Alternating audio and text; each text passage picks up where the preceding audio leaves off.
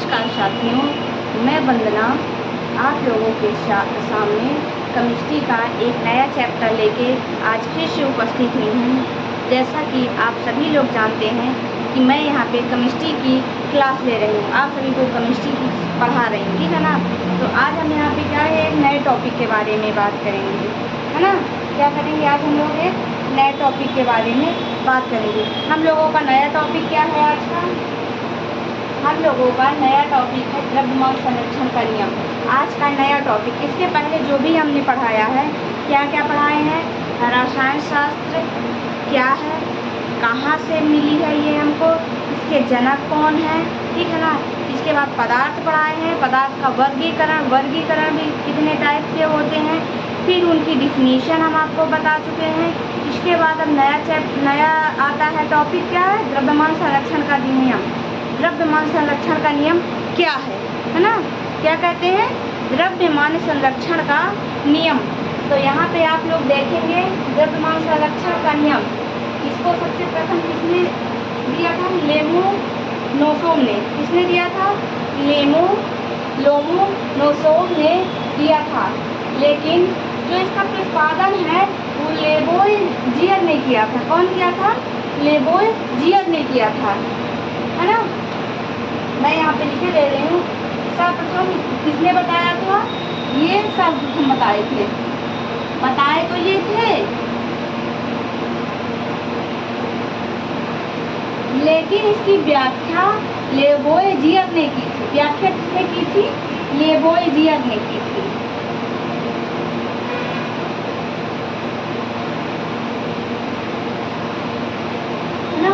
द्रव्यमान संरक्षण का जो नियम है लोमोनोसोव बताए थे, लेकिन लेबोइज़ियर ने इसकी व्याख्या की थी। अब द्रव्यमान संरक्षण का नियम क्या है? किसी रासायनिक क्रिया के दौरान ना तो द्रव्यमान का सृजन होता है और ना ही विनाश होता है, ठीक है। क्या है? किसी भी रासायनिक क्रिया के दौरान ना तो द्रव्यमान का सृजन होता है और ना ही विनाश होता है, अर्थात यह द्रव्यमान अविनाशी होता है। अर्थात क्या है? द्रव्यमान अविनाशी होता है।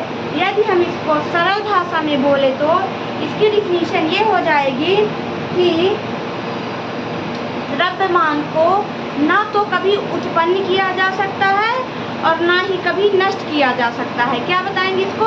कि द्रव्यमान को ना तो कभी उत्पन्न किया जा सकता है और ना ही नष्ट किया जा सकता है। इसकी मतलब सरलतम परिभाषा यही होगी। और वैसे इसकी परिभाषा है कि किसी रासायनिक क्रिया के दौरान ना तो द्रव्यमान का सृजन होता है और ना ही विनाश, अर्थात द्रव्यमान अविनाशी होता है। क्या है? द्रव्यमान क्या है? द्रव्यमान अविनाशी होता है। इसकी जो सरल भाषा है तो इसमें हम कह सकते हैं कि द्रव्यमान को ना तो उत्पन्न किया जा सकता है और ना ही नष्ट किया जा सकता है, ठीक है। ये बात समझ में आ गई। इसके आगे बढ़ते हैं। रासायनिक अभिक्रिया के पहले अभिकारकों का योग रासायनिक अभिक्रिया के फलस्वरूप बने उत्पादों के बराबर होता है। क्या कहता है? रासायनिक अभिक्रिया के पहले अभिकारकों का योग, किसका योग? अभिकारकों का योग रासायनिक अभिक्रिया के फलस्वरूप, क्या है? रासायनिक अभिक्रिया के फलस्वरूप बने उत्पादों के बराबर होता है। जैसे कि CO2, फॉर एग्जाम्पल लीजिए CO2, क्या है? CO2 किसी रासायनिक अभिक्रिया के दौरान ना तो द्रव्यमान का सृजन होता है और ना ही विनाश होता है, अर्थात द्रव्यमान अविनाशी होता है ना। और सरल भाषा में भी हम आप लोगों को बता चुके हैं कि इसको ना तो उत्पन्न किया जा सकता है और ना ही नष्ट किया जा सकता है। ये क्या है? द्रव्यमान संरक्षण की डिफिनीशन हो गई। और द्रव्यमान संरक्षण का नियम सर्वप्रथम कौन बताया था? लोमोनोसोव ने बताए थे। किसने बताया था? द्रव्यमान संरक्षण का नियम सर्वप्रथम और इसकी व्याख्या किसने की थी? इसकी व्याख्या लोवोजियर ने की थी। ठीक है, इसकी व्याख्या लोवोजियर ने की थी। द्रव्यमान संरक्षण का नियम कौन दिया था? लोमोनोसोव दिए थे, बताए थे। लोमोनोसोव द्रव्यमान संरक्षण के नियम को बताए थे, लेकिन इसकी व्याख्या कौन किया था? लेवोइजियर इनकी व्याख्या की थी।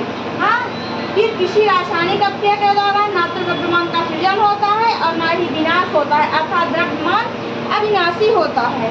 इसके बाद सेकंड था रासायनिक अभिक्रिया के पहले अभिकारकों का योग। रासायनिक अभिक्रिया के पहले अभिकारकों का योग रासायनिक अभिक्रिया के फलस्वरूप बने उत्पादों के बराबर होता है। बने उत्पादों के बराबर होता है, जैसे CO2। अब इसके बाद आता है अगला नियम, स्थिर अनुपात का नियम। दूसरा नियम क्या है? स्थिर अनुपात का नियम। स्थिर अनुपात का नियम कहता है किसी भी यौगिक में तत्वों का एक निश्चित भारात्मक अनुपात होता है। क्या कहता है ये? किसी भी यौगिक में ना, किसी भी यौगिक में तत्वों का एक निश्चित भारात्मक अनुपात होता है, चाहे उसे किसी भी स्रोत से प्राप्त किया गया हो। चाहे उसे किसी भी स्रोत से प्राप्त किया गया हो। एक बार फिर से देखना इसको। स्थिर अनुपात का नियम कहता है कि किसी भी यौगिक में तत्वों का एक निश्चित भारात्मक अनुपात होता है, चाहे उसे किसी भी स्रोत से प्राप्त किया जाए। अब यहाँ पे समझना कि H2O इसका अनुपात 1:8 है। क्या है? H का 1 और O का 8 है। H2O का अनुपात कितना है? 1:8। लेकिन अब जल है, जल का सूत्र H2O ही रहेगा और इसका अनुपात 1:8 ही रहेगा, क्योंकि चाहे आप जल कहीं से भी लो, चाहे नदी का जल लो, चाहे तालाब का लो, है ना, चाहे बोर का लो, उसका सूत्र वही रहेगा, है ना, और उसका अनुपात भी वही रहने वाला है। इसके सूत्र और अनुपात में कोई परिवर्तन नहीं होगा।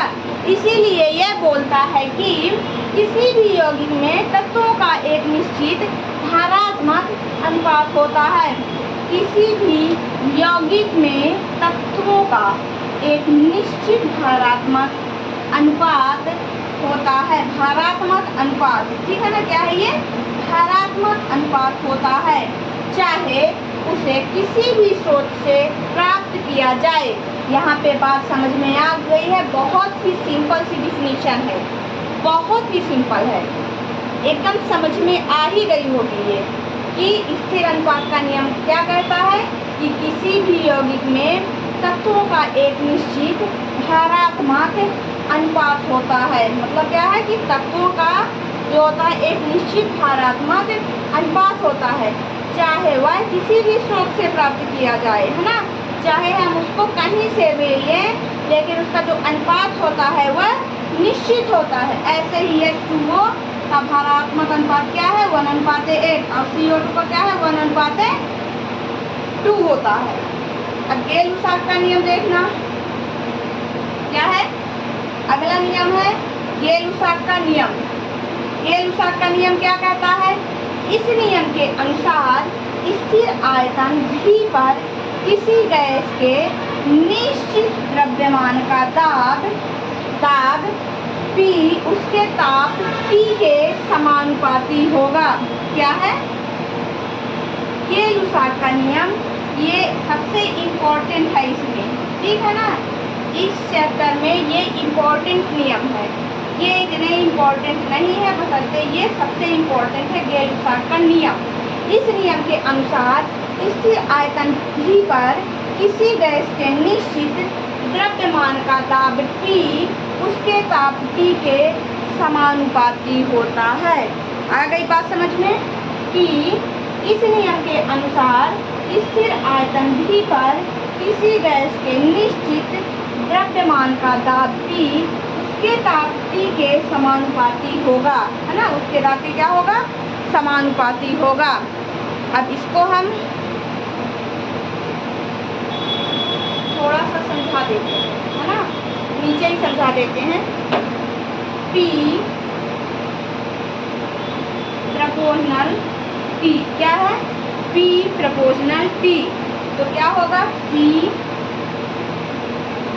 इक्वल टू के T।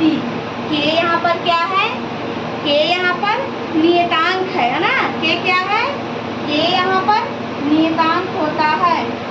समझ में आ गई बात, K यहाँ पर क्या है, K यहाँ पर नियतांक है।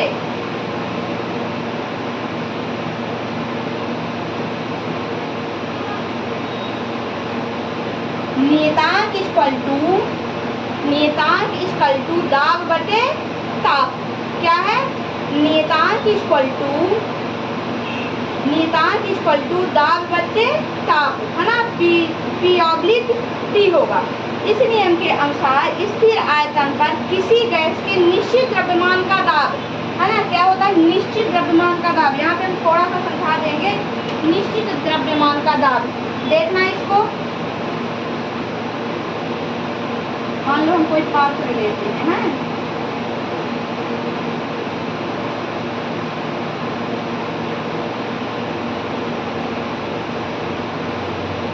यहाँ पे क्या भर दिए, यहाँ पे ये गैस है ना, इसमें क्या है, इसका आयतन देखना है। क्या करना है, आयतन। ये जब प्रेशर लगाता है, प्रेशर इसमें पड़ता है, तो भी इसका आयतन क्या होता है, निश्चित होता है। जब हम दाब लगाते हैं तो क्या होता है, इसका आयतन निश्चित रहता है, लेकिन दाब जो होता है ताप के क्या हो जाता है, समानुपाती हो जाता है। क्या होता है, दाब जो होता है वो ताप के समानुपाती हो जाता है। इसलिए P proportional T, P equal to KT, K equal to P/T। आ गई बात समझ में। P क्या है, यहाँ पे दाब, प्रेशर प्रोपोर्शनल टू ताप, प्रेशर इक्वल टू K हो गया नियतांक और ताप, इसके बाद क्या है, नियतांक इक्वल टू प्रेशर ऑब्लिक ताप। आ गई ना बात समझ में। अब इसके बाद एक नियम और बचता है, कौन सा नियम, एवोगाद्रो का नियम बचता है ना, तो हम एवोगाद्रो का नियम भी बताए दे रहे हैं। नहीं तो कोई बात नहीं, आज एवोगाद्रो का नियम नहीं बताते हैं, कल एवोगाद्रो का नियम बता देंगे, इसके बाद फिर मोल प्रभाव में आ जाएंगे। एक बार इसको देख लेना फिर से। द्रव्यमान संरक्षण का नियम, द्रव्यमान संरक्षण का नियम सर्वप्रथम कौन बताया था, लोमोनोसोव ने बताया था, और इसकी व्याख्या किसने की थी, लोबोजियर ने की थी। इसकी व्याख्या लोबोजियर ने की थी। अब देखना, किसी रासायनिक क्रिया के दौरान ना तो द्रव्यमान का सृजन होता है और ना ही विनाश होता है, अर्थात द्रव्यमान अविनाशी होता है।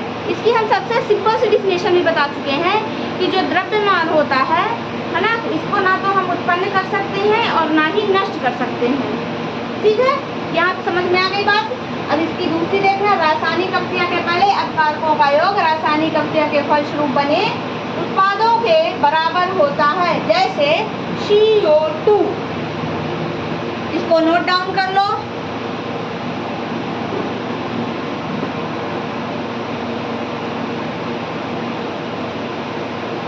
इसको नोट डाउन करो। फिर आता है स्थिर अनुपात का नियम। इस नियम के अनुसार किसी भी यौगिक में तत्वों का एक निश्चित भारात्मक अनुपात होता है, चाहे उसे किसी भी स्रोत से प्राप्त किया जाए। फॉर एग्जाम्पल H2O, मतलब पानी को आप कहीं से भी लो, कुएं से लो, नदी से लो, तालाब से लो, उसका अनुपात और सूत्र दोनों समान रहते हैं। उसके सूत्र और उसके अनुपात में किसी भी प्रकार का परिवर्तन नहीं होता है। जल मीन्स जल ही होता है, चाहे कहीं का भी जल हो। गेल-लुसाक का नियम, गेल-लुसाक का नियम क्या कहता है, इस नियम के अनुसार स्थिर आयतन V पर किसी गैस के निश्चित द्रव्यमान का दाब P उसके ताप्ती के समानुपाती होता है। मतलब P होता है जो द्रव्यमान का दाब है, जो द्रव्यमान का दाब है, द्रव्यमान का दाब है वो ताप के क्या होता है, समानुपाती होता है ना। क्या है, जो गैस का निश्चित द्रव्यमान का दाब है वो ताप के क्या है, समानुपाती है। P proportional T, P equal to KT, K equal to pressure oblique ताप। आ गई बात समझ में। इसमें से सबसे इम्पोर्टेंट गैलुसाक का नियम है, इसके अलावा इसमें कोई भी नियम इम्पोर्टेंट नहीं है। ठीक है, अभी ये नोट डाउन कर लेना है आप लोग। अभी आज हम यहीं तक पढ़ाएंगे, इसके बाद कल हम आप लोगों को पढ़ाएंगे अगला नियम, अवोगाद्रो का नियम। इसके बाद फिर मोल प्रभाज में आ जाएंगे, मोललता, है ना। तो उम्मीद करती हूँ कि आप सब लोगों के समझ में आ गया होगा यहाँ तक, है ना। और जाते जाते चैनल को लाइक कर दीजिएगा, सब्सक्राइब कर दीजिएगा और शेयर कर दीजिएगा। धन्यवाद। आपका दिन मंगलमय हो।